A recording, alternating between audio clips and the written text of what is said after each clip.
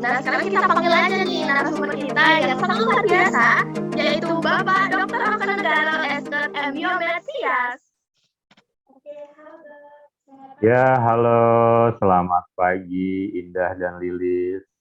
Ya benar ya, Indah dan Lilis ya? Iya, benar dok. Ya, oke. Tadi agak kabur nih gambarnya juga suaranya agak putus-putus.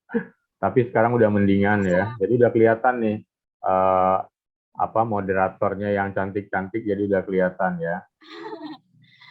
Oh iya, kebetulan juga dok kita lagi ada gangguan teknis sedikit, tapi udah teratasi kok dok. Ya, mudah-mudahan lancar ya. Iya, langsung ke dok. Selamat pagi juga buat Oh iya semua dok. yang hadir ya. Nah, tadi ada Bapak Wakil Rektor dan juga mungkin para pembina, ada guru, dosen, juga sahabat-sahabat teman-teman di aktivis mahasiswa di samping peserta. Mudah-mudahan semuanya sehat selalu hari ini supaya bisa kita berdiskusi di sesi ini ya. Oh iya, untuk Dokter Oko materinya udah siap nih dok. Oke, sudah. Saya coba ya untuk share screen. Oke. Hmm. Oh, untuk itu kami memberikan waktu selama 45 menit ke depan ya dok untuk menyampaikan materi ini. Terima kasih. Sudah terlihat ya? Yes, sudah terlihat. Ya, jadi terima kasih semuanya. Om Swastiastu. Assalamualaikum warahmatullahi wabarakatuh.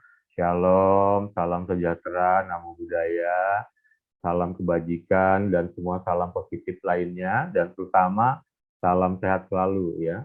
Jadi perkenalkan saya Dr. Oka Negara. Kali ini akan menstimulus untuk kita bisa berdiskusi, mempelajari tentang topik yang rupanya sedang hangat dibicarakan di belakangan hari ini. Jadi kita akan berbicara tentang sekumpulan permasalahan atau dinamika permasalahan seksualiti atau seksualitas yang belakangan lagi tergugah orang untuk membicarakannya. Dan seringkali ternyata memang ketika berbicara tentang masalah seksual, orang masih melihat sudut pandangnya adalah sudut pandang sendiri ya. Ternyata perspektif seksualitas itu terbentuk dari apa yang dipelajari, apa yang didengarkan, apa yang dilihat dari lingkungan. Tapi seringkali orang mungkin tidak memahaminya secara keilmuan atau update berdasarkan ilmu pengetahuan terbaru. Orang berbicara tentang tadi saya lihat di tayangan videonya saling bercampur di situ ya. Ada berbicara tentang LGBT, lesbian, gay, biseksual, ya, transseksual, transgender.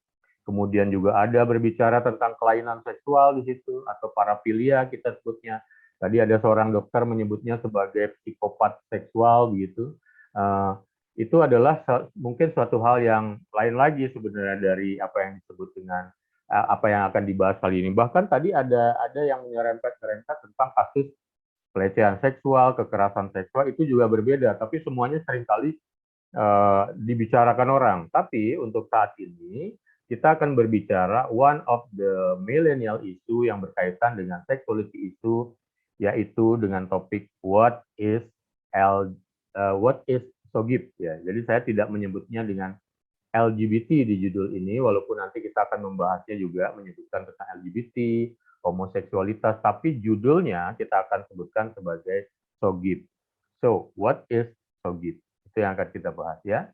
Jadi seringkali memang SOGIP ini dihubungkan dengan LGBT, karena LGBT ini istilah yang jauh lebih populer sebelumnya. Bahkan saat ini yang dipakai ya. Jadi ada sebuah podcast kemarin menampilkan pasangan homoseksualitas yang berani mengekspresikan dirinya, berani tampil kemudian untuk terbuka dan direkam di dalam sebuah podcast, dan ternyata banyak orang tidak terima, mungkin karena penjudulannya ya, karena judulnya waktu itu kalau nggak salah di podcastnya Deddy Corbuzier itu ya disebutkan dengan tips menjadi LGBT kalau nggak salah begitu. Jadi seperti mengundang, mengajak, dan itu yang menjadi kontroversi. Padahal kita harus lihat sebenarnya, walaupun seseorang itu seringkali menstigma, mendiskriminasi, mencap buruk seorang LGBT, yang mungkin yang banyak dibahas adalah mereka yang homoseksual, begitu nanti kita akan sebutkan. Tetapi sesungguhnya dalam perjalanan sejarah Indonesia, kita justru mengalami kemunduran. Ya, di Indonesia dalam sejarah sebelum bangsa ini terbentuk, malah sebenarnya keberadaan dari mereka yang homoseksual, mereka yang transseksual, mereka yang transgender itu sangat diterima, walaupun ada yang dengan beragam spektrum. Ada daerah-daerah yang sangat menerimanya dengan baik, ada daerah-daerah yang membuatnya agak sedikit terpinggirkan, tetapi tetap diterima. Kita jarang sekali memiliki catatan yang seburuk saat ini. Maksudnya begini, seburuk saat ini tuh maksudnya begini. Kita lihat sekarang cacian, makian, bahkan hujatan, bahkan dicap untuk diharamkan, didosakan, diancam hukuman mati secara verbal, secara terbuka itu justru terlihat saat ini.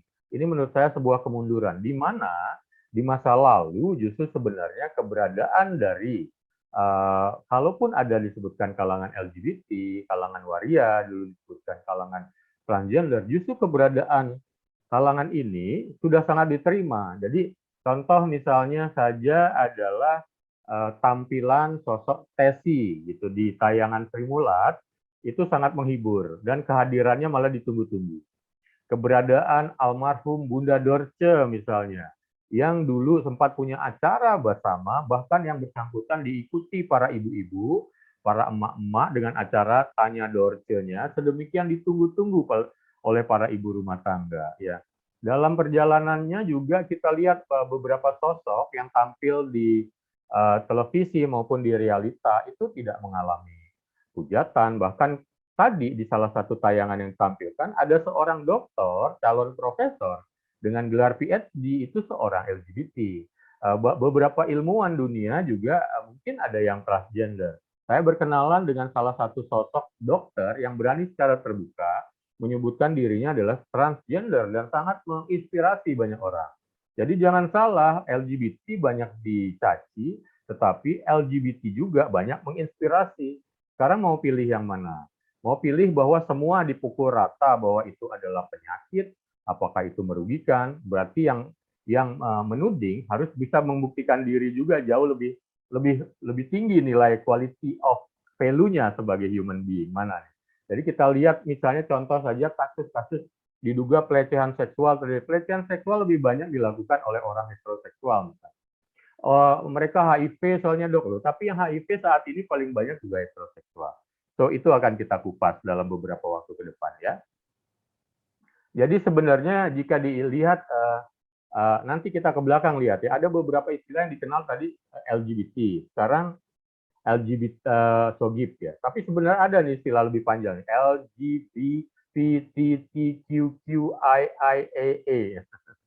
Jadi ada 12 ya, 1, 2, 3, 4, 5, 6, 7, 8, 9, 10, 11, 12 benar.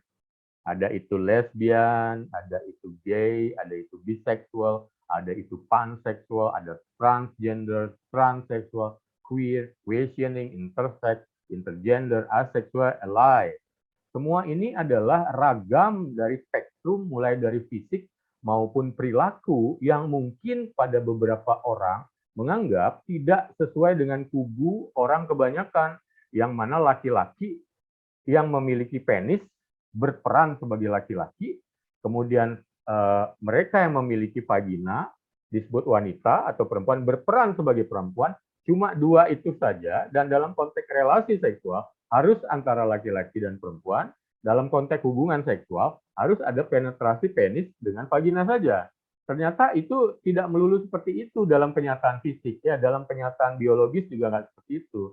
Banyak mereka yang terlahir sudah dengan kelamin nggak jelas, ya. Ada kelaminnya yang penisnya mungkin nggak jelas, ada hypospadia berat namanya, saluran kencingnya agak ke bawah, jadi terasa ini kok kayak penisnya bentuknya agak seperti vagina, ini laki atau perempuan. Belum lagi yang mereka itu yang disebut dengan ambiguo genitalia. Mereka bingung kelaminnya apa, jadi ini laki-laki atau perempuan, dan itu ada, terlahir langsung begitu. Kemudian juga ada yang misalnya hermaprodit, justru ada tampilan dua kelamin dia muncul di situ. Itu ada gitu. Saya sendiri menerima kasus-kasus seperti ini hampir setiap bulan selalu ada, ya. Dan mereka bingung jati dirinya laki-laki atau perempuan, tetapi kebingungannya inilah yang harus dipastikan. Saat mereka kemudian sudah bisa dikonstruksikan, oh sebenarnya ini adalah lebih ke laki-laki, mereka nyaman dengan itu, so what's the problem kemudian? Tidak ada masalah apa, kecuali kemudian mungkin akan terjadi gangguan kesuburan. Yang penting mereka dalam keseharian individunya tidak stres, tidak bingung, tidak cemas, dan bisa melakukan aktivitas harian dengan baik.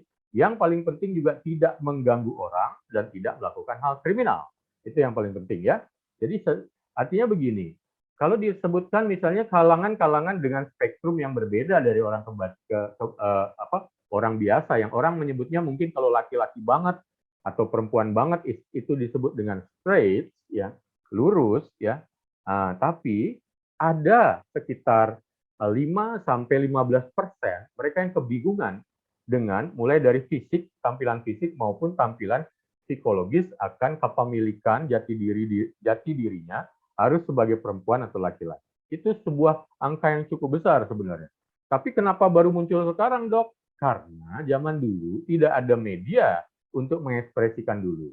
Zaman dulu kita tidak pernah tahu orang yang di ratusan kilometer mana ternyata ada yang LGBT. Sementara sekarang semua bisa ditampilkan. Jadi kelihatannya karena itu unik ditampilkan, banyak tampilannya kelihatan seperti itu. Yang satu lagi, banyak orang karena saking takutnya akan stigma dan diskriminasi, mereka tidak mau mengakui tentang apa yang ada berbeda pada dirinya. Dan pada akhirnya mereka memilih untuk diam, atau suatu saat berpindah ke tempat lain yang kira-kira lebih menerima kenyataan yang berbeda pada dirinya, yang ini spektrumnya nih, LGBTQQIIAA. Ada yang lesbian, ya, perempuan suka dengan perempuan, gay, laki-laki suka dengan laki-laki, biseksual, laki-laki atau perempuan yang suka secara seksual atau romantis antara laki dan perempuan, panseksual, suka dengan semuanya, bahkan dengan makhluk lain juga yang bukan manusia, misalnya ada binatang, begitu. Dia juga ternyata secara seksual suka. Transgender yang merasa dirinya tidak seperti kelamin yang dia miliki, transseksual malah berupaya untuk merubah kelaminnya, dan semuanya ini, ya, itu adalah hal-hal yang sangat berspektrum. Mereka yang merasa pada dirinya ada di sini, kadang-kadang tidak bisa berkuasa untuk merasa untuk merubahnya begitu, karena merasa itu adalah was burn atau kemudian tidak bisa dikendalikan. Sementara yang ada di pikirannya kalau merubah, aku jadi stres nih, atau biasain aja, terima aja, dan akhirnya produktif, gitu ya. Nah, jadi banyak kemudian statement-statement yang membingungkan. Jadi kita harus lihat kemudian, sebelum saya ngomongin terminologi dan diskusi, heteroseksual itu pasti normal ya. Heteroseksual itu adalah ketika laki-laki suka dengan perempuan secara seksual. Entar dulu normalnya gimana? Kadang-kadang balik lagi, kita melihat diri kita normal dari apa yang kita miliki. Bahkan orang kadang-kadang nggak tahu yang berbeda itu bisa tetap normal. Contoh, hidung mancung dengan pesek, mana yang normal? Dua-duanya normal. Rambut keriting dengan rambut lurus, dua-duanya berbeda tetapi normal. Payudara besar dengan payudara yang ukuran lebih kecil, dua-duanya normal juga ya. Jadi jangan kemudian orang lain selalu itu tidak normal. Entar dulu, kita harus banyak hal yang perlu diklarifikasi gitu ya. Heteroseksual pun bisa nggak normal jika ternyata seorang heteroseksual misalnya dia suka menampilkan kelaminnya di depan umum, menunjukkan penisnya kepada para perempuan dewasa. Nah, perilakunya ini yang disebut dengan eksibisionisme, itu masuk parafilia yang tidak normal, padahal dia bukan homoseksual. Itu ya. Homoseksual adalah kelainan. Ya, kalau dia kemudian disebut kelainan, saat ini yang diakui adalah jika seorang homoseksual ini merasa stres, merasa terganggu dengan apa yang ada pada dirinya, so he or she need help. Nah, itu bisa dibantu.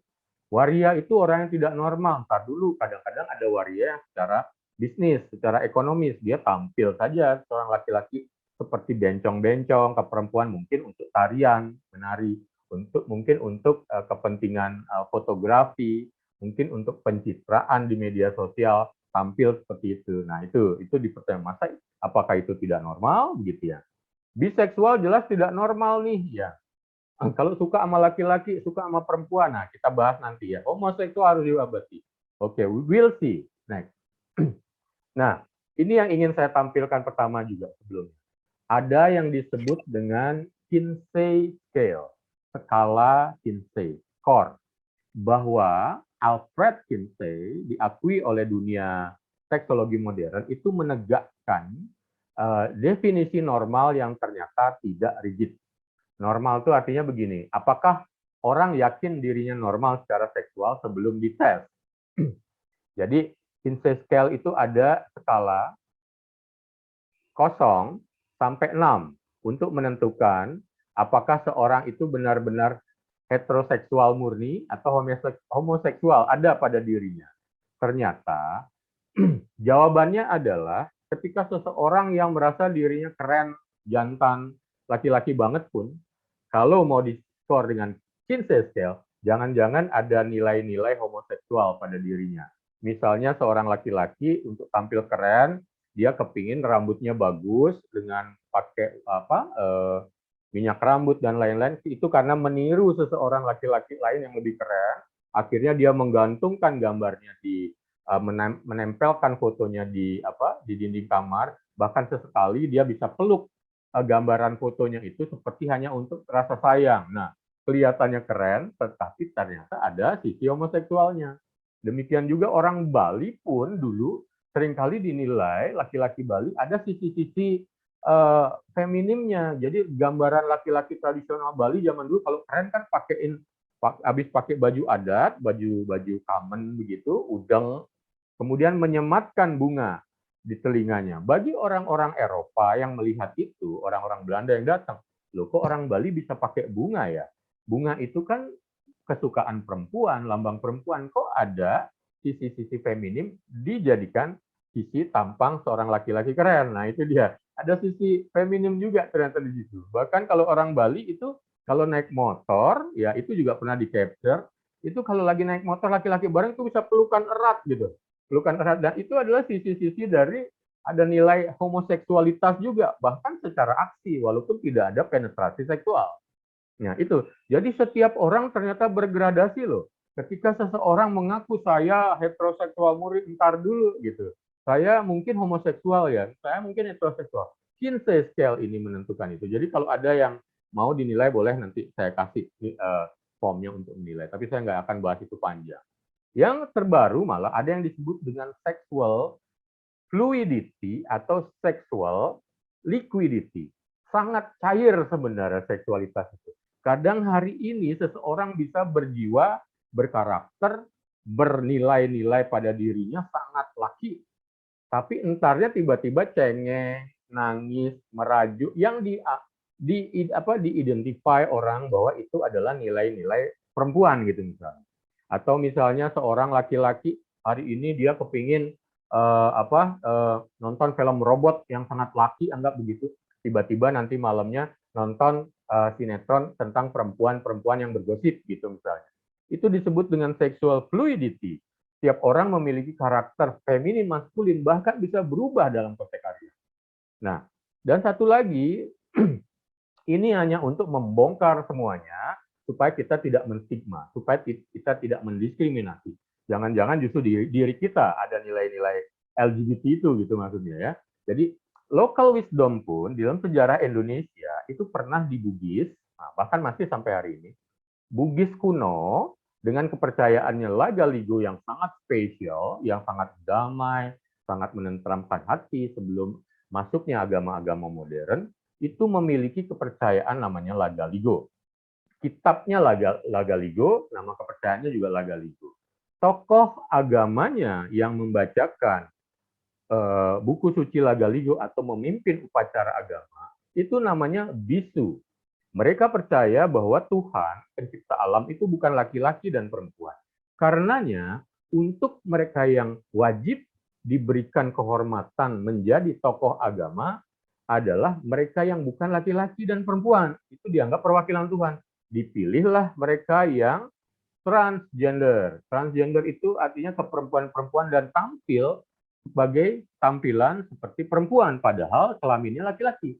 Dan itu adalah tokoh suci yang dihormati. Bisa kebayang itu. Sementara orang zaman sekarang yang homoseksual, mungkin transgender, Kalau itu mengekspresikan diri ditimpukin batu, diomongin, dicaci maki di medsos, bahkan ada tokoh yang agama layak dibunuh katanya begitu. Ternyata di zaman dulu kita malah menghargai. Bahkan budaya reog Ponorogo dengan tariannya reog, itu ada namanya warok, itu diberikan kesempatan berpasangan dengan gemblak. Waroknya laki-laki, gemblaknya kemudian juga laki-laki. Bahkan mereka tampil dengan riasan full make up seperti perempuan. Nah, di sini mereka menjalankan aktivitas homoseksual dan itu sangat dihargai bahkan disupport oleh orang-orang kita gitu di Ponorogo begitu misalnya. Jadi budaya kalau disebutkan LGBT ini dari luar negeri nih, homoseksual pengaruh barat. Ntar dulu, kita punya budaya itu. Bahkan budaya seks bebas yang katanya gonta-ganti pasangan seksual dari luar negeri, dari barat, justru kita punya budaya ngalap berkah di Gunung Kemukus, di mana para mereka yang datang untuk datang ke sebuah makam untuk minta pesugihan misalnya, kesejahteraan, kesehatan, itu saling berhubungan seksual di situ sesama mereka yang tidak kenal. Di situ ada praktek transaksi hubungan seksual bergonta-ganti. Kita punya, ya. Memang pada akhirnya mana yang harus kita lanjutkan karena beresiko, misalnya infeksi, mana yang harus kita tetap hargai jika itu masih ada, ya. Nah, karena itu kita kenalin sekarang konsep SOGIP. SOGIP itu adalah kepanjangan dari sexual orientation, gender identity, gender expression, dan bodily. Apa itu sexual orientation? Itu adalah ketertarikan secara emosional, romantisme, seksual yang dirasakan oleh seorang terhadap lawan jenis itu disebut dengan heteroseksual, laki perempuan heteroseksual. Kalau sesama jenis disebut dengan homoseksual. Atau kedua-duanya, ke laki-laki iya, ke perempuan iya, ini disebut biseksual.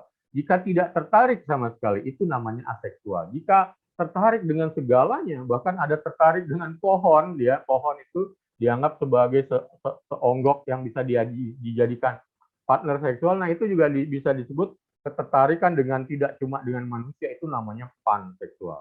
Jadi ada heteroseksual, ada homoseksual, biseksual, aseksual, panseksual. Mereka yang homoseksual, kalau itu laki-laki, sering disebut dengan label gay, kalau itu perempuan disebut dengan label lesbian, begitu ya. Nah, kita lanjut aja dulu ya. Kemudian ada yang disebut dengan gender identity atau identitas gender. Ini kita pahami dulu apa itu gender. Gender itu bukan kelamin ya. Gender itu adalah peran atau karakter atau identitas yang dikonstruksikan secara sosial berdasarkan sisi kalau laki-laki dia maskulin, perempuan itu feminim, dan ini tidak tetap, dapat berubah. Jadi misalnya begini gender itu, laki-laki ambillah pekerjaan yang dianggap laki-laki, misalnya jadi sopir truk, manjat pohon kelapa, ya apalagi yang kerjaan laki-laki. Padahal sebenarnya untuk menjadi sopir perempuan juga bisa. Untuk manjat pohon kelapa perempuan juga bisa. Terlepas dari hal yang berkaitan dengan kodrat reproduksi seperti hamil, menyusui, melahirkan. Nah, itu yang tidak bisa dipertukarkan. Sementara peran-peran yang bisa dipertukarkan ini adalah gender. Makanya ketika suatu daerah disebutkan bahwa ini terlalu membedakan antara laki-laki dan perempuan. Perempuannya dikasih kerjaan yang begini, dan tidak bisa dianggap bertukar dengan laki-laki dan direndahkan, tidak setara. Itu yang disebut dengan ketimpangan atau ketidaksetaraan gender. Tetapi di sebuah tempat di mana laki-laki dan perempuan perannya sama, disebut dengan sudah setara kesetaraan gender. Misalnya ada perempuan di barat sudah sangat biasa, misalnya perempuan menjadi kepala rumah tangga yang mencari uang. Suaminya yang laki-laki mungkin malah diam di rumah ngasuh bayi, itu biasa-biasa saja di barat sana. Tapi kalau di Indonesia mungkin masih banyak daerah-daerah yang menganggap itu aneh. Nah, itu yang disebut dengan masih timpang, tidak setara secara gender. Karena itu ada yang disebut dengan identitas gender adalah sebuah pengalaman yang dirasakan sangat mendalam oleh seorang individu ya, ketika secara internal dia berkaitan dengan gendernya, yang dapat terkait atau tidak dengan jenis kelaminnya saat lahir. Jadi ada yang menganggap bahwa identitas gender ini begini. Ketika seorang laki-laki, lu tampil deh jadi tampilan laki-laki, berkumis, otot gede. Nah, itu yang disebut dengan identitas laki dengan gender laki-laki. Tetapi identitas ini bisa berubah ketika misalnya perempuan tampilannya dengan rambut yang pendek banget, rambutnya kayak laki-laki begitu. Nah, ini identitas gendernya berubah. Orang yang dengan perubahan identitas gender ini bukan kelamin yang berubah, ya itu disebut dengan gender. Dia menentukan identitas gendernya sendiri. Salah nggak? Nggak salah. Ya, nggak salah asal dia tidak melakukan kriminalitas. Asal dia tidak stres karenanya. Yang menjadi masalah kemudian adalah dia belum diterima, belum well accepted mungkin di lingkungannya. Atau lingkungannya menganggap aneh, bahkan termasuk lingkungan keluarga sendiri. Di situ yang akan menjadi fenomena atau masalah nanti gitu ya. Jadi contoh misalnya juga adalah seorang transgender. Transgender ini ada yang laki perempuan ya. Yang perempuan namanya mau ke perempuan namanya trans woman, yang ke laki-laki transman. Jadi individu ini mengidentifikasikan diri mereka berbeda dari jenis kelamin mereka sejak lahir. Kalau mereka lahirnya sebagai perempuan, kepingin jadi tampil laki-laki, ini disebut dengan transman. Bahkan mereka kepingin merubah kelaminnya misalnya, itu masuk kategori transseksual begitu ya. Tapi kalau masih dia feeling becoming a man, itu masih transgender ya. Jadi lahir dia laki-laki, memiliki penis, tapi dia merasa dirinya sebagai perempuan. Itu disebut dengan trans woman. Ya. Kemudian juga kita kenal terminologi lain, ini MSM atau LSL, ini bisa buat mereka yang gay ya, laki-laki berhubungan seksual dengan laki-laki ya.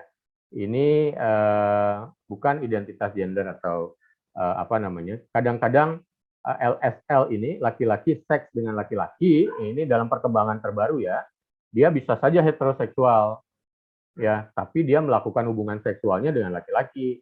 Bisa saja dia tertariknya tetap dengan perempuan ya. Nah, itu disebut apa namanya, pada saat dia berhubungan seksual itu dia LSL begitu ya. Bisa karena kesadaran, bisa karena terpaksa. Jadi pernah menjalin hubungan yang di mana laki-laki dengan laki-laki, itu disebut dengan LSL. Oke, kemudian ada lagi SOGIP ya, sexual orientation, gender identity, kemudian gender expression untuk yang E. Ekspresi gender ini manifestasi eksternal ya. Kalau yang tadi kan internal. Ini yang eksternal dari dia. Bagaimana dia mengekspresikan dirinya secara fisik. Dengan tampilan, cara berpakaian, potongan rambut. Nah, ini yang kalau sampai fisik begini gender expression ya. Kita coba tegakkan lagi ya. Tadi masih agak bercampur sedikit.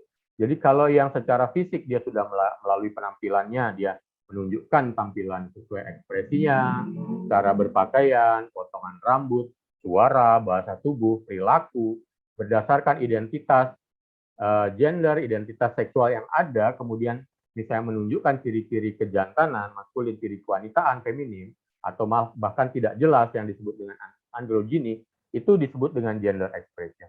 Jadi kalau laki-laki dia tampil dengan feminim, itu dia seorang laki-laki yang melakukan gender expression feminim. Seorang perempuan, kelaminnya perempuan, tapi dia tampil dengan ciri-ciri maskulin, itu dia sedang melakukan gender expression sebagai ciri jantan atau maskulin. Ya, walaupun kelaminnya adalah dia memiliki vagina gitu misalnya. Ya. Jadi, ketika dia juga tampilnya kadang laki, kadang perempuan, kadang unisex gitu, itu disebut dengan androgyn. Ya. Nah, satu lagi adalah yang B, itu bodily. Bodily ini lebih kepada ketubuhan atau otoritas ada pada tubuh sendiri. Ini hak-hak gue bahwa hak tubuh seseorang atau otoritas seseorang pada tubuhnya itu adalah hak. My body, my right. My body, my choices.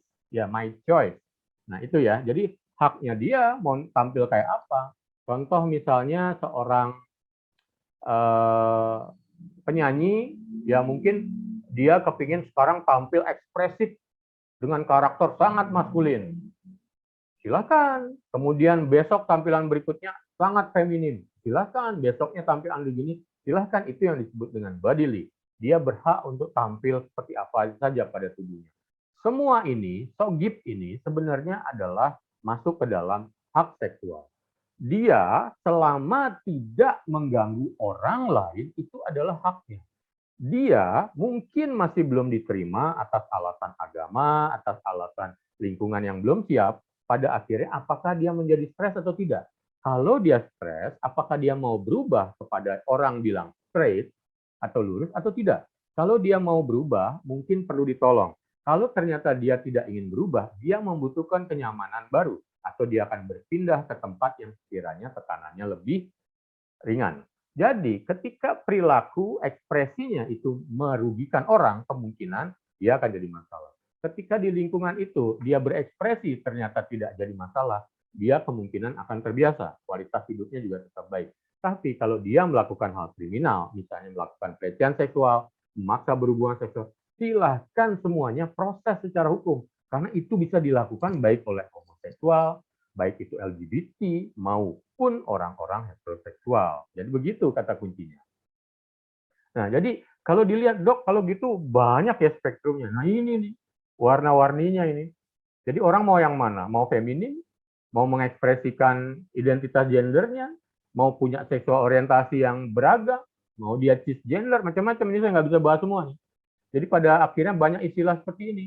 Ada orang yang kemudian menganggap heteroseksual itu yang benar-benar wajar, tidak ada yang lain. Kemudian ada yang merasa kemudian ketakutan malah dengan mereka yang LGBT yang disebut dengan homofobia, ya, atau mereka yang ingin aduh takut saya depresi, saya ingin merubah, saya kelamin saya perempuan tapi kok saya tomboy-tomboy kayak buci orang bilang begitu ya istilahnya, saya ingin lagi kembali ke perempuan, akhirnya perlu direparasi di terapi hormon atau dibalikkan lagi, atau dia malah mau berubah ke kelaminnya dia yang inginkan, dia perempuan mau jadi laki-laki, dia kemudian kepingin terapi hormon bahkan operasi, silahkan. Semuanya itu memang pada akhirnya harus melalui serangkaian pemeriksaan, terutama pemeriksaan kejiwaan, pemeriksaan psikiatri, namanya psikologis, apakah dia memang mau berubah, sanggup berubah, dan sanggup menerima perubahannya, dan nyaman di situ. Kalau tidak, seorang dokter mungkin tidak akan meneruskan, gitu ya.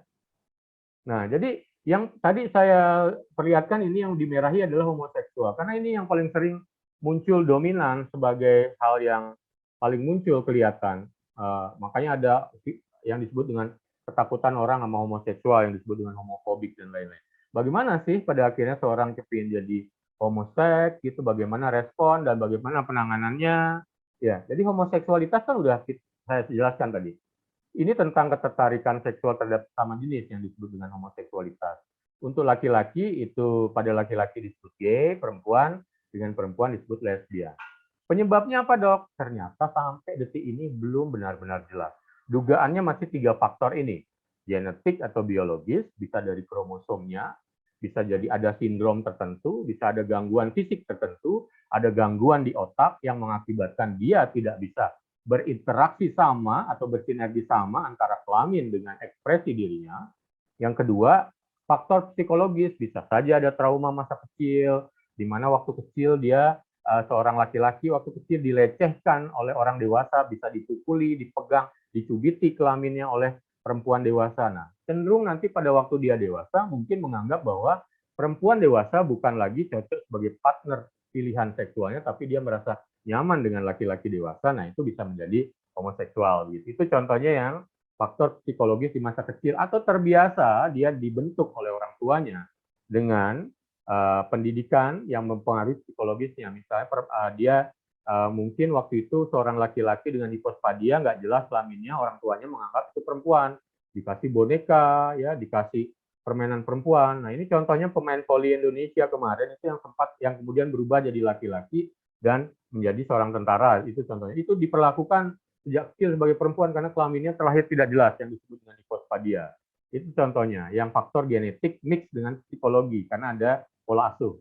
Kemudian ada faktor lingkungan. Nah, bisa saja di sini faktor lingkungan ini tidak cuma ini juga sebenarnya mix dengan psikologi seringkali. Jadi ada pola asuh yang diidentifikasi, misalnya ibunya mengasuhnya sebagai perempuan, sama dengan kondisi dari faktor psikologis tadi. Kalau faktor psikologis lebih pada si anaknya yang membentuk dirinya, tapi kalau pola asuh ini pola lingkungannya, keluarganya, lingkungan sekitar yang ikut membentuknya menjadi seorang yang bisa menjadi homoseksual, ya, karena campuran dari faktor lingkungan dan psikologis si anak.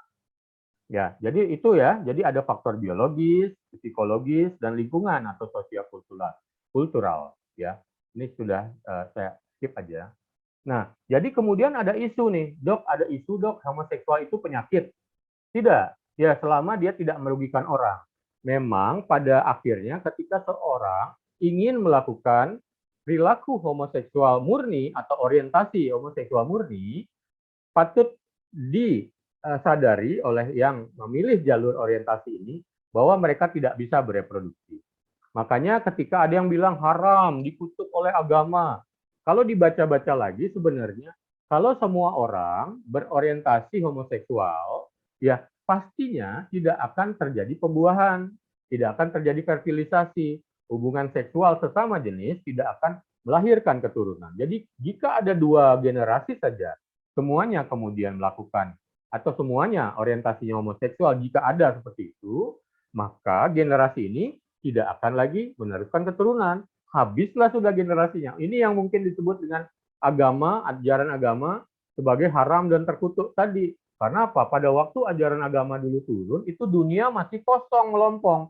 Belum banyak manusia, diharapkan manusia berkembang ke seluruh dunia. Sementara sekarang dunia sudah penuh. Kalau orang memilih tidak menikah, orang memilih tidak ingin punya anak, itu adalah haknya.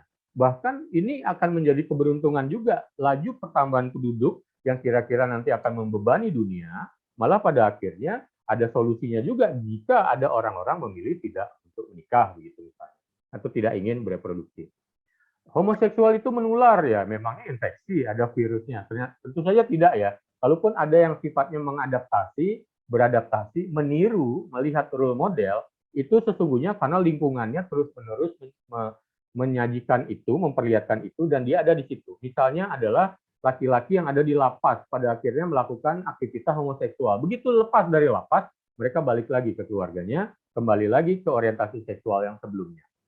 Ya, jadi bukan tidak selalu bisa disebut menular, bukan penyebar penyakit HIV dok, menyebarkan. Jadi banyak yang bilang homoseksual itu kan melakukan aktivitas sodomi dok, anal dengan kelamin, dan mereka lah yang paling sering sekarang menyebarkan HIV. Entar dulu, dalam konteks perilaku seksual, heteroseksual adalah penyumbang kasus pengidap HIV paling tinggi, pelaku dari laki-laki ke perempuan.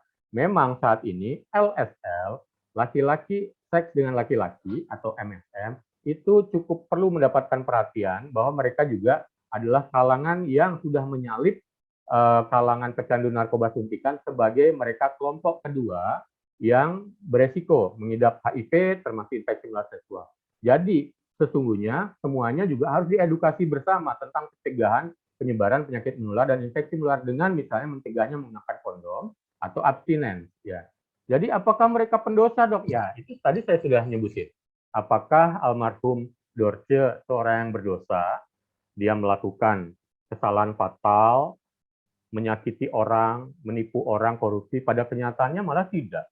Yang bersangkutan itu bikin pesantren, bikin panti asuhan, membuat sebuah acara yang sangat menghibur dengan baik, menginspirasi banyak orang-orang yang mungkin stres, punya masalah tekanan dirinya di lingkungannya, merasa dirinya inferior, termarginalkan. Melihat Dorce punya banyak harapan, begitu ya. Jadi tidak selalu, bahkan orang-orang yang straight, bahkan tokoh agama pun hari ini barusan di televisi itu ada pelaku pelecehan seksual lagi-lagi di sebuah pesantren, mohon maaf, di sebuah tempat pendidikan yang isinya justru tokoh agama mengajarkan agama kepada murid-muridnya. Bisa kebayang nggak itu ya, yang selama ini menghujat-hujat, kamu pendosa ternyata melakukan dosa lebih parah lagi. Nah, that's the big question. Jadi memang pada akhirnya, kalaupun ada, tapi dok, maaf menyela dok. Ya. Untuk waktunya lagi 10 menitnya dok. Oh iya, cukup. Jadi begini, banyak respon yang kemudian tidak diharapkan terjadi pada mereka yang LGBT. Akhirnya begini, mereka takut akan penyakit menular, akan disebut sakit jiwa. Pada akhirnya mereka bingung, kemudian ada konflik pada dirinya, mungkin mencandu narkoba, alkohol, merasa dirinya punya kehidupan ganda, harga dirinya jadi rendah, gampang stres, post trauma, jadi kemudian dia ada post trauma stress disorder, jadi depresi, kemudian dia menyalurkan hubungan seksual tanpa menggunakan kondom, gonta-ganti pasangan. Nah, ini semua yang tidak diharapkan. Untuk yang tidak diharapkan ini memang perlu diobati kalau itu penyakit. kalau itu infeksi, kalau itu kebingungan, kalau itu depresi, juga itu perlu diobati ke psikolog atau psikiater, bahkan perlu ditangani dengan lebih serius. Tapi bukan berarti semuanya harus diperlakukan seperti itu ya. Kita lewati saja. Jadi yang memerlukan penanganan hanyalah mereka yang distres dengan seksual orientasinya. Mereka yang berisiko menularkan infeksi menular seksual. Mereka yang ternyata gangguan konsep diri, harga dirinya jadi rendah banget. Atau mereka yang punya resiko mencederai dirinya hingga bunuh diri. Jadi ketika ada kondisi seperti ini, mereka inilah yang membutuhkan penanganan. Kalau merekanya happy-happy, berguna bagi bangsa, berguna bagi orang banyak, ya tinggal kita jadikan sahabat saja untuk kemudian ditempatkan di tempat yang sama-sama mulia begitu ya. Jadi kalau saya punya teman seorang transgender, ya saya anggap sebagai teman. Ketika saya ada sebuah program kerjaan bisa diajak bekerja sama, kita bekerja sama. Jangan-jangan pola pikir mereka dia itu jauh lebih baik dari pola pikir saya, dan akhirnya ketika kita bersinergi, kita kemudian bisa menghasilkan hasil yang lebih produktif. Tapi misal ketika dok, aku stres dengan status itu, dok, aku pengen kembali dok menjadi perempuan lagi, pastikan dia memastikan itu. Kalaupun memang ke sana, kita bantu karena dia sudah stres, kita bantu merilis stresnya. Kemudian kalaupun mau kepingin pulih lagi, ya ini banyak serangkaian hal yang bisa dilakukan untuk menuju ke sana. Itu pun juga misalnya ingin balik lagi, nah ini yang perlu kita bantu. Karena untuk memastikan mana orientasi, mana ekspresi yang ingin ditampilkan, itu memang perlu establish atau penguatan diri yang luar biasa. Ya, dan prinsip penanganan sekalipun itu harus berdasarkan prinsip kemanusiaan, saintis, nilai ilmiah, etika, dokternya juga harus profesional, bermanfaat, berkeadilan, berkelindungan, dengan perlindungan dan kesehatan keselamatan klien. Jadi saya hampir setiap 1 minggu saya juga melakukan terapi pada mereka yang misalnya kepingin menjadi seorang trans man untuk merasa lebih manly lagi, lebih laki-laki lagi, padahal dia perempuan, asal sudah menyelesaikan tahapan screening lewat teman-teman sahabat di ilmu kesehatan jiwa, psikiater, bahwa yang bersangkutan memang siap untuk melakukan terapi. Jadi kalau sudah siap, mungkin kita bisa bantu dengan terapi. Ya, dan penanganannya bisa medical, bisa juga support lingkungan, kemudian klien dan keluarganya kita berikan edukasi, diberikan contoh role model yang benar-benar sudah well confirm bagus, menjadi contoh yang bagus, dan dilakukan advokasi juga kepada lingkungan bahwa yang bersangkutan memang sudah berdaya, sanggup berdaya, bahkan sudah bisa dia berada pada satu tempat pekerjaan, organisasi kita support, bahkan kalau bisa ikut menjadi berdaya untuk kalangannya, ya. Dan kita lihat dalam contohnya HIV saja, walaupun itu dugaannya dari kalangan LGBT, ternyata tidak, heteroseksual lebih banyak, karena kita harus lihat penularan HIV itu tidak memandang orientasi seksual. Jadi justru saat LGBT diterima tanpa diskriminasi, itu akan memberikan KIE, edukasi yang baik juga di kalangan marginal. Dan ini bisa meningkatkan pengetahuan. Pengetahuan yang baik akan membuat sikap yang kondusif. Sikap yang kondusif akan meningkatkan perilaku pencegahan. Perilaku pencegahan yang baik justru akan meningkatkan pemberdayaan. Otomatis HIV lebih gampang dicegah, dan penanganannya yang mereka yang perlu minum obat jadi lebih tersupport, mereka yang masuk ke fase AIDS juga jadi tidak ada lagi. Gitu. Jadi harapannya justru laju HIV dapat ditekan dengan melibatkan mereka yang LGBT. Pengidapnya bisa hidup nyaman, pengobatannya berjalan lancar, yang jatuh AIDS dapat diterima dengan wajar. Jadi ingat sekali ya, tadi ada Kinsey Scale bahwa setiap orang juga belum tentu straight, walaupun dia mengakui dirinya begitu, bisa jadi ada nilai-nilai homoseksual pada dirinya, bisa diberikan skor, atau jangan-jangan setiap orang pagi ini dia tampil maskulin, ntar malam dia feminin pada dirinya, itu yang disebut dengan sexual fluidity. So, jadi simpulannya ini terakhir, SOGIP adalah realitas. LGBT tidak selalu abnormal atau penyakit. Semua bisa berperan bersama. Jika ada stres, dengan statusnya mungkin dapat meminta bantuan. Jika dapat berdampingan kita semua, itu yang diharapkan. Karena pelangi itu indah jika beragam warnanya yang dapat teratur secara berdampingan. Sekian, terima kasih. Itu materi dari saya. Sesudah ini, we are all have some discussion.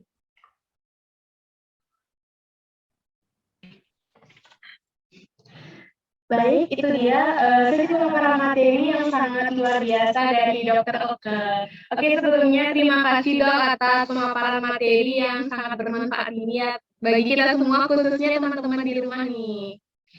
Nah, oke, itu dia tadi pemaparan materi oleh Dokter Oke ya teman-teman. Nah, seperti yang disebutkan tadi, teman-teman, kalau yang ingin bertanya, silakan bertanya langsung, klik di kolom komentar, teman-teman. Dan juga mungkin teman-teman yang mau bertanya langsung ke Dokter Oka bisa raise hand juga. Dan tentunya Dokter Oka akan jawab langsung ya kalau teman-teman raise hand. Dok ya, untuk Ya, interaksi. silakan yang berani untuk tanya langsung, raise hand dulu ya, silakan. It will be better. Ini kesempatan ini juga untuk belajar kita berdiskusi dan berkomunikasi. Ya, betul. Nah, mungkin teman-teman bagi teman-teman yang masih malu mungkin bisa chat di kolom komentar aja. Nah, untuk formatnya gimana?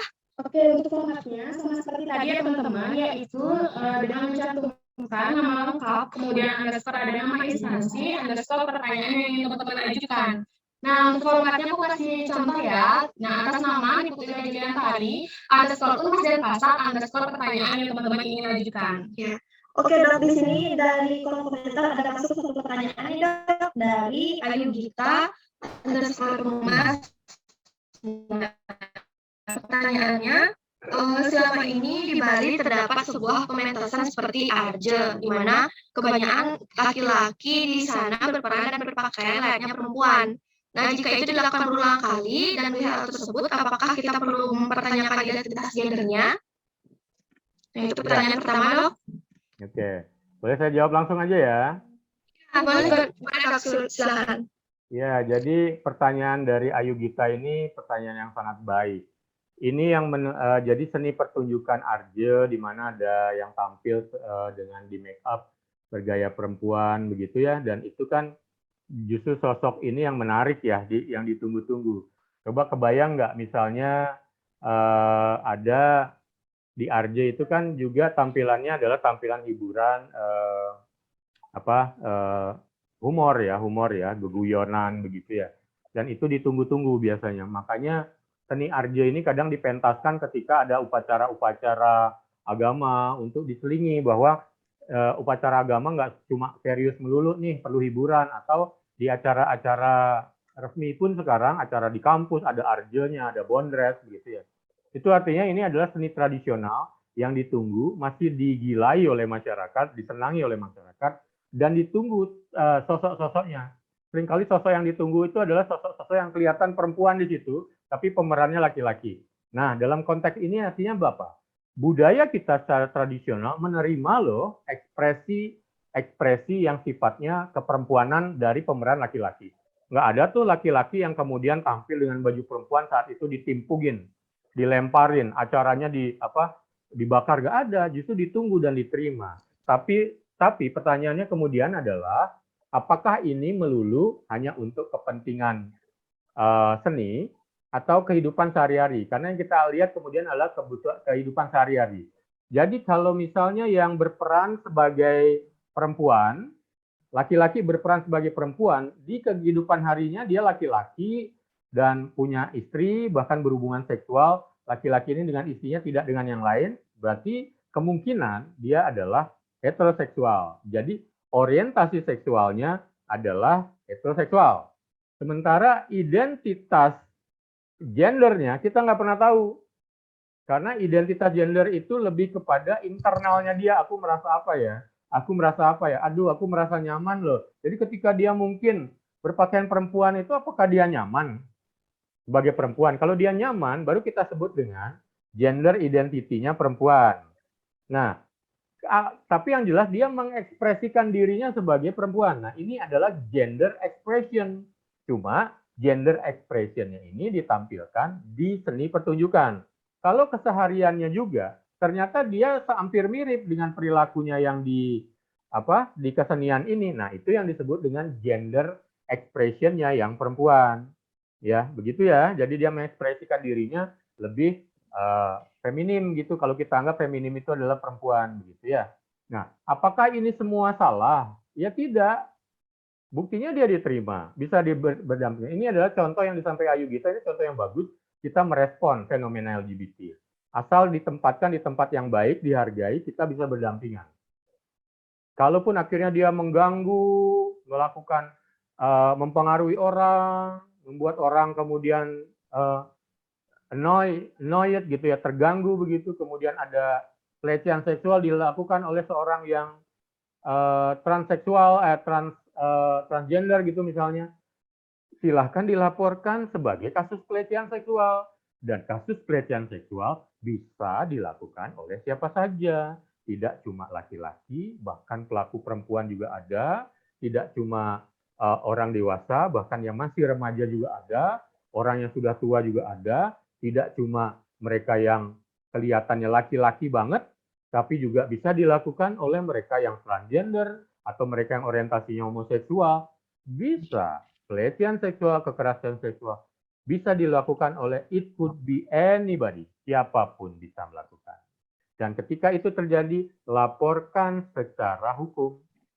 Laporkan secara hukum untuk ditindak secara kriminal tanpa pembedaan. Begitu ya. Baik dok. Luar biasa banget ya jawabannya dokter. Ya kebetulan juga saya juga senang lihat arja-arja yang ditampilin oleh kebanyakan orang laki-laki nih dok nih. Kebetulan nih dok ada pertanyaan lagi nih. Nah mungkin Indah mau bacain? Ya. Oke, pertanyaan selanjutnya. Dan untuk pertanyaan yang keduanya dok ya, dari Linda Sinjani, Universitas Mahasiswa Seperti Kasar. Izin bertanya, seperti yang dijelaskan tadi bahwa kita tidak bisa memilih orientasi seksual yang kita inginkan karena sudah ada sejak lahir. Apakah benar begitu dok? Jadi saya ingin bertanya, selama ini ada begitu banyak stigma di masyarakat terhadap orang yang dianggap memiliki orientasi seksual yang menyimpang, dianggap sebuah penyakit yang dikaitkan dengan kesehatan mental atau psikologis yang bisa disembuhkan. Apakah benar begitu dok? Jadi begini, ya balik lagi ya, saya coba tegaskan, orientasi seksual itu adalah sesuatu yang ada pada diri kita. Orang mengkonstruksikannya yang disebut normal atau kebanyakan adalah laki-laki kepada perempuan. Sementara jika ada yang dengan laki-laki kepada laki-laki, laki-laki kepada perempuan, itu tadi penyebabnya ada 3 kan? Ada yang genetik, ada yang psikologis, ada yang kemudian lingkungan, begitu ya. Itu dugaan sampai dengan detik ini ya, karena belum bisa di well established. Nah, untuk yang by genetik, kromosom, kemungkinan ini was born. Bisa dipastikan bahwa ini udah bawaan lahir. Gitu. Tapi yang psikologis atau yang lingkungan ini belum tentu bawaan lahir. Namanya tadi saya bilang, kalau misalnya dia waktu dia masih kecil, lahir laki-laki, kemudian orang tuanya memperlakukan dia pada waktu si anak kecil laki-laki ini ada namanya fase falik ya. Dia suka telanjang, memegang kelaminnya di umur 3 tahun, 4 tahun. Tiba-tiba orang tuanya marahin dia, mukulin kelaminnya, keplok gitu. Itu akan termemori di dalam dirinya, kemudian dia merasa bahwa, aduh, kelaminku dipukulin oleh mamanya aku. Jadi kalau dia dewasa, dia akan termemori lagi kejadian itu, teringat lagi waktu dia ingin mengekspresikan seksualnya, aktivitas seksualnya, kelaminnya bereaksi terhadap stimulus seksual, dia terbayang bahwa sosok perempuan dewasa itu menakutkan, mengerikan. Jadi dia mengambil pilihan yang lain. Mungkin ada sosok dewasa laki-laki yang merasa dibuatnya nyaman, dia akan berorientasi seksual ke sana. Ini yang bukan was born, ini yang bukan karena kelahiran, tapi karena psikologi atau pola asuh begitu. Atau ada yang waktu lahir dia laki-laki punya hipospadia namanya. Kelamin penisnya nggak jelas, lubang kencingnya agak di bawah begitu. Jadi orang mikir, oh ini jangan-jangan karena lubang kencingnya di bawah seperti vagina, perlakukan aja seperti perempuan, padahal dia laki-laki. Nah dari tumbuh kembangnya diperlakukan seperti itu, waktu gede dia ternyata muncul bahwa dia terbentuk begitu, yang tadinya laki-laki menjadi dikonstruksikan perempuan, jadi suka pada laki-laki, jadi sepertinya homoseksual. Itu karena pola asuh juga dari kecil, padahal itu bisa didiskusikan, dipastikan lagi, dikonfirmasikan sejak awal ya. Jadi tidak selalu lewat karena sudah ada sejak lahir ya, bisa di tengah jalan juga, terutama mereka-mereka yang benar-benar intensitas tinggi dengan kalangan-kalangan tertentu yang mungkin juga LGBT. Misalnya pada beberapa pekerjaan seni, pekerjaan sepertinya di hairstylist, make up, ya, wardrobe begitu ya, perancang busana, desain, itu semuanya terbiasa begitu. Tapi itu juga sifatnya temporary, sangat sementara. Bisa lagi dia akan kembali ke orientasi seksual yang sebelumnya. Nah, yang kedua nih, ngomongin tentang menyimpang, pengertian orientasi seksual sekarang dia tidak masuk ke dalam konteks menyimpang atau penyakit. Dia baru disebut menyakit kalau si homoseksual gitu misalnya, bukan penyakit lagi. Dia, kalau dia nyaman dengan dirinya, silahkan saja. Asal tidak mengganggu orang, tidak melakukan kriminal. Itu pilihan. Namanya juga orientasi. Tapi dia jadi masalah kalau dengan keadaannya itu dia depresi, tidak tenang hidupnya, cemas. Nah, baru disebut dia sakit, butuh pertolongan. Ya, kalau sudah dia tidak lagi stres, tidak lagi depresi, ya udah pulih. Nah, yang disebut kemudian yang menyimpang ini namanya parafilia. Parafilia itu adalah perilaku-perilaku seksual yang tidak sewajarnya dilakukan karena memang kemungkinan ada gangguan mental. Contohnya, mereka yang suka menunjukkan kelamin ke publik, itu namanya exhibitionism. Mereka yang suka mengintip orang berhubungan seksual tapi nggak senang berhubungan seksual, itu namanya voyeurism. Mereka yang suka kemudian di kerumunan, ya, menggesek-gesekkan kelaminnya, itu namanya juga proteurism. Mereka yang memilih pasangan seksualnya adalah anak kecil yang belum dewasa, disebut dengan pedofilia. Mereka yang suka pasangan seksualnya adalah orang-orang yang sudah tua-tua, kayak nenek-nenek, ada juga yang begitu, itu namanya gerontofili. Mereka yang suka dengan binatang, ada juga yang begitu, itu namanya zoofili, atau orang bisa menyebutnya bestiality. Atau ada yang suka dengan orang yang tidak berdaya, dipingsankan, atau orang yang sudah meninggal, mohon maaf nih, itu disebut dengan nekrofili. Itu udah jelas penyimpangan yang begitu. Yang kemudian memang perlu disembuhkan secara kejiwaannya, begitu ya. Oke, itu disebut parafilia. Parafilia berbeda dengan orientasi seksual. Oke. Baik, Dok. Terima kasih atas jawabannya. Kita lanjutin lagi, Dok, ya. Pertanyaan selanjutnya, Dok. Ini ada dari Senja, dari Mas. Izin bertanya, apa yang menyebabkan kalangan LGBT dan transgender di Indonesia mengalami kemunduran, Dok? Atau sulit diterima oleh masyarakat di zaman modern ini? Ya, terjadi fluktuasi ya, dinamika, seperti saya ceritakan tadi. Dulu di beberapa daerah malah LGBT diterima dengan sangat baik. Contoh di Bugis, bahkan dijadikan tokoh agama paling mulia. Siapa di dunia modern ini yang misalnya nih mereka yang agama Hindu, ketika ada upacara pasti ratu perandanya atau pemangku lingsirnya yang paling dihormati. Kan begitu ya saat itu. Mereka yang ke gereja pasti pendetanya yang dihormati.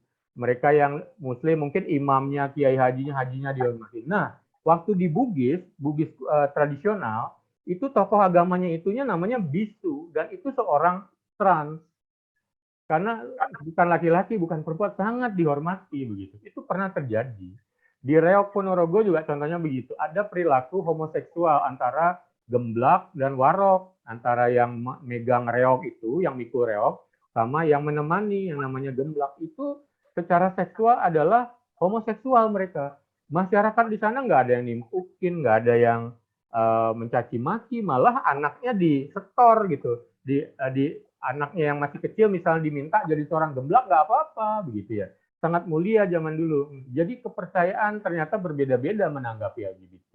Nah, kalau kemudian sekarang tiba-tiba LGBT ini menjadi begitu dibenci, terutama sesudah podcast kemarin, ya contohnya. Kenapa baru kemarin juga diterima di televisi? Beberapa yang tampilannya seperti juga rada gender expression seperti Aming, tokoh Emon di catatan si Boy begitu, itu diterima dengan baik begitu ya. Aming di Extravaganza, mungkin sosok banyak presenter seperti almarhum Olga itu selalu dihubung-hubungkan dengan LGBT. Tetapi kalau memang masyarakat tidak menerima, logikanya tidak ada yang nonton, tapi ini justru ratingnya tinggi. Berarti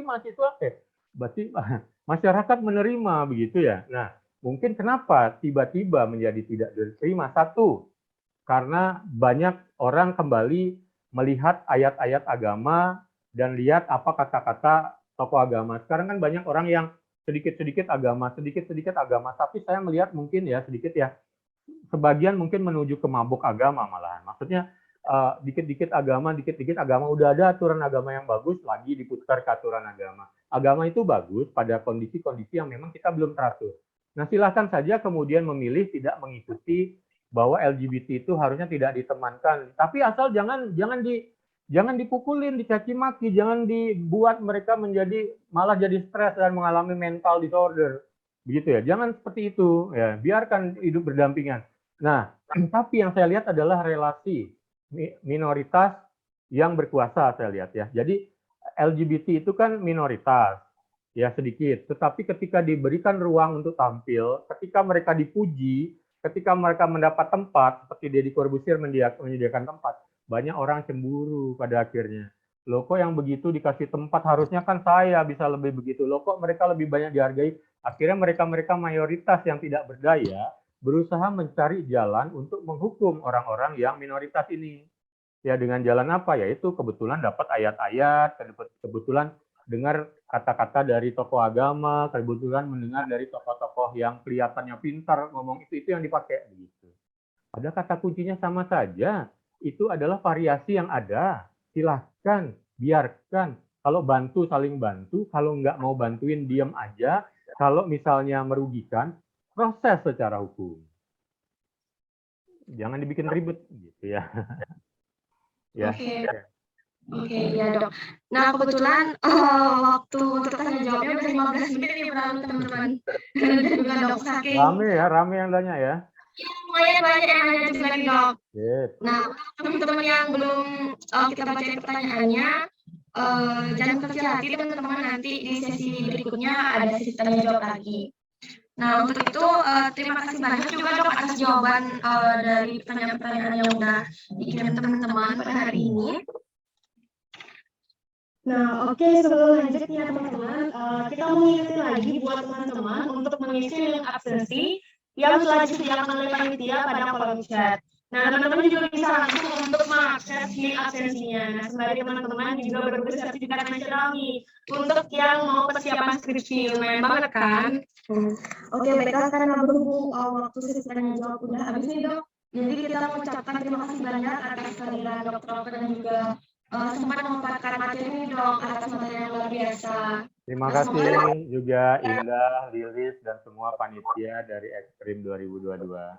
Ya, semoga ilmu yang dokter berikan bermanfaat bagi kita semua nih dok. Oke, terima kasih. Nah, mungkin untuk dokter kalau punya kesibukan lain di luar meeting ini, kami persilakan dok untuk meninggalkan ruang meeting Zoom. Terima kasih. Saya lihat juga banyak pertanyaan masih muncul di sini ya. Pada intinya saya ingin menyampaikan bahwa keberagaman apapun itu silahkan dihargai bersama, ditempatkan di tempat yang tepat. Jika itu bisa bersinergi, bekerja sama membuat kita semakin maju, lakukan. Apapun perbedaan dan keberagamannya, tidak cuma orientasi seksual, tetapi juga agama, suku, ras, pekerjaan, jabatan. Apapun juga kemudian yang membuat kita berbeda itu jika bisa ditempatkan, ibaratnya pelangi, warnanya beragam, kemudian kita bisa menjadi indah, bisa menjadi produktif, lakukan. Kalaupun ada masalah, selesaikan. Kalaupun ada tindakan kriminal, selesaikan juga secara laporkan ke pihak instansi terkait ya. Karena pada intinya adalah begini, ketika semua orang di dunia ini sanggup, ini ada ngomongin cinta dikit tadi ya, setiap orang ingin melakukan cinta, kasih, berbakti kepada orang banyak, berbagi, itu adalah yang paling penting. Karena apa? Ini my last word for anybody in here in this discussion. Seseorang baru berarti sebagai manusia bukan dari orientasinya, bukan dari jabatannya, bukan dari sukunya, bukan dari rasnya, bukan dari uangnya, materinya, gelar, pangkat, dan lain sebagainya, apapun yang dia miliki, bukan dari situ. Seseorang baru berarti sebagai manusia dari apa yang sudah sanggup dia berikan buat orang lain, sekecil apapun. Sekian dari saya. Terima kasih. Nah, itu dia dokter. Saya itu pulang dulu nih teman-teman. Dan kita terima kasih banyak sekali lagi ya dok untuk pemaparan materi yang sangat luar biasa. Ya, terima kasih dok.